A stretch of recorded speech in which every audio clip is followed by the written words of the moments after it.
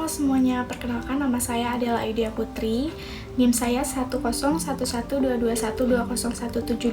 Saya dari Prodi Manajemen ingin menjelaskan tentang perusahaan PT Telekomunikasi Indonesia atau Telkom. PT Telekomunikasi Indonesia Persero Tbk atau Telkom adalah perusahaan telekomunikasi dan teknologi informasi terbesar di Indonesia.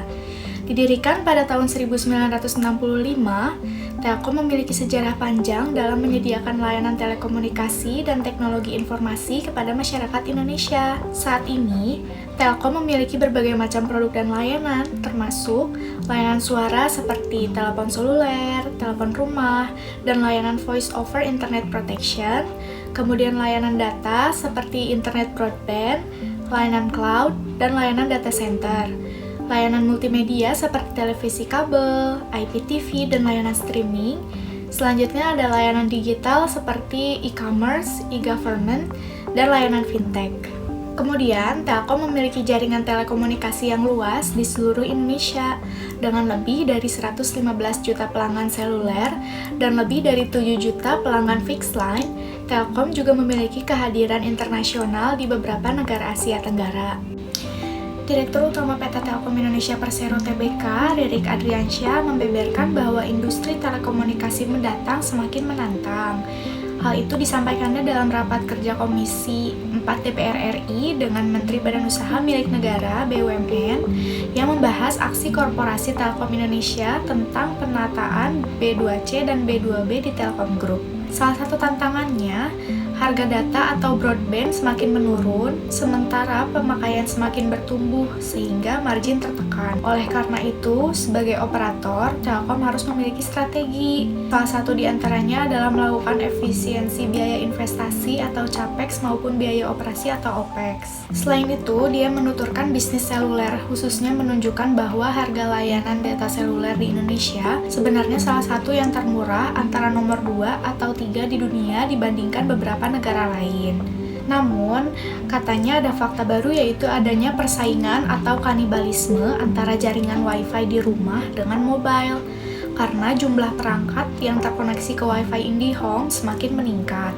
Karena kebanyakan masyarakat begitu sampai di rumah dan di kantor menggunakan jaringan Wi-Fi. Bahkan, menurutnya, terkadang ketika nonton film melalui aplikasi Netflix, kebanyakan diunduh terlebih dahulu di rumah atau kantor, kemudian ditonton di perjalanan saat pulang kerja atau pulang bepergian. Di sisi lain, pertumbuhan penggunaan jaringan fixed broadband IndiHome semakin melambat dari tahun ke tahun. Meskipun memiliki pelanggan lebih dari 19 juta, penyebabnya Ririk menambahkan layanan di rumah untuk broadband ini cukup mahal. Jumlah rumah yang mampu membayar per bulan juga sudah mulai berkurang. Kalaupun masih ada, dia berujar, letaknya agak berjauhan dan tersebar, sehingga secara teknis membuat industri agak sulit untuk mengembangkan dan menggelar fiber optik. Hal itu juga menunjukkan bagaimana potensi pasar relatif besar jika harga bulanannya hanya sekitar 150.000 ke bawah.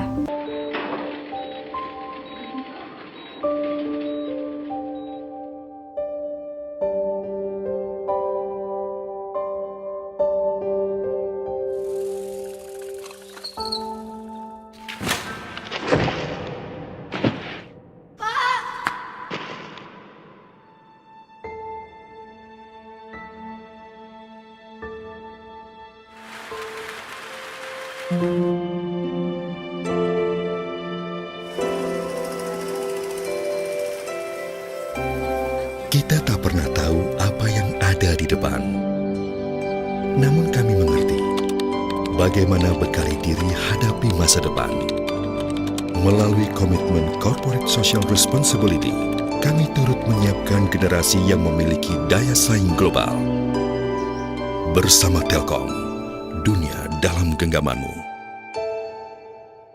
Dengan menurunnya harga data dan broadband diiringi dengan peningkatan pemakaian, memang menjadi tantangan bagi PT Telekomunikasi Indonesia atau Telkom dalam menjaga margin keuntungan dan meningkatkan retensi pelanggan. Berikut ada beberapa solusi untuk meningkatkan retensi dan loyalitas pelanggan PT Telekomunikasi Indonesia. Yang pertama, meningkatkan kualitas layanan dengan memperkuat infrastruktur jaringan atau meningkatkan kecepatan dan stabilitas internet serta memperluas jangkauan area layanan.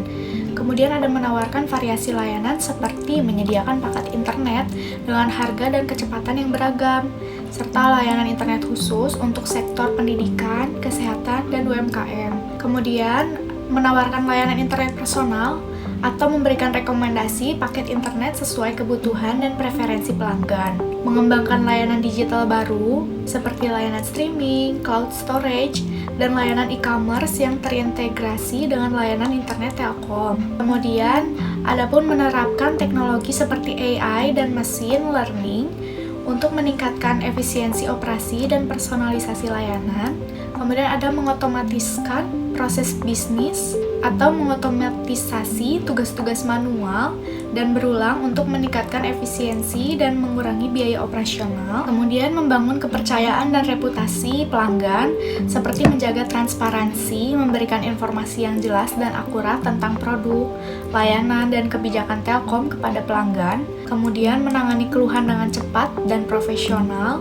Kemudian melindungi data dan privasi pelanggan seperti memastikan keamanan data pelanggan dan mematuhi peraturan privasi yang berlaku, lalu berpartisipasi dalam kegiatan sosial, misalnya meningkatkan citra positif Telkom dengan berkontribusi pada pengembangan masyarakat dan lingkungan. Kemudian menurut pendapat ahli seperti Frederick Reichel, membangun hubungan pelanggan yang kuat dan berkelanjutan dan menggunakan NPS untuk mengukur loyalitas pelanggan dan mengidentifikasi area yang perlu diperbaiki. Kemudian ada pun pendapat ahli seperti Bruce Temkin, yaitu pakar customer experience, menciptakan pengalaman pelanggan yang luar biasa di semua titik kontak, kemudian bisa memahami kebutuhan dan ekspektasi pelanggan dan memberikan layanan yang melampaui harapan mereka. Sekian penjelasan mengenai PT Telekomunikasi Indonesia atau Telkom dari saya. Mohon maaf apabila ada salah-salah kata. Kemudian kesan dan pesan saya selama perkuliahan CRM ini, saya mendapatkan teman dan bertemu orang-orang dari berbagai latar belakang yang sangat berbeda, dan saya juga bisa mendapatkan pengetahuan dan keterampilan yang saya perlukan di masa depan. Terima kasih untuk Pak Riddle sudah menjadi dosen saya selama perkuliahan CRM ini. Wassalamualaikum warahmatullahi wabarakatuh.